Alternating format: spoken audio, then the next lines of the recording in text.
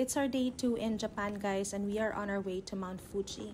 When I checked the weather forecast, mura gini ang day sa mong entire stay nga naay pinaka-less a chance nga mag-snow. So we decided nga kani nga day mi moadto. And para hassle-free lang mi, we just purchased a Mount Fuji pass via Klook. It's a 1-day pass and daghan na kayo siya inclusions, guys. Imurang i-redeem ang voucher sa Atsuki Station, and ang nakanindot niya is flexible ang validity niya. So di gid necessarily i-redeem nimo siya on a specific date.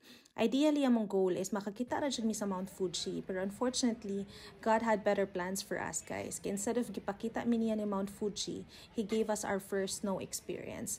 Mura jud mi og mga bata, guys, nga nakakita og snow for the first time. Kana ganing feeling nga wa ka nag-expect nga ma-experience nimo imong gipangandoy pagkabata. If makakita siguro ko sa akong younger self, happy jud siguro kaayo siya kay finally na-experience na gid niya ang snow. Pero at the same time, saputon siguro siya, guys, kay makaingon siguro siya di man di lingaw kung tibok adlaw nimo ma-experience ang snow samot nagwa ka na anad. And since wala gid mi nag-expect nga mag-snow, guys, di sad taon mi prepared sa among mga gipang suot. So ending gipang tugnawin taon mi kay nagpinamay man ming tanan.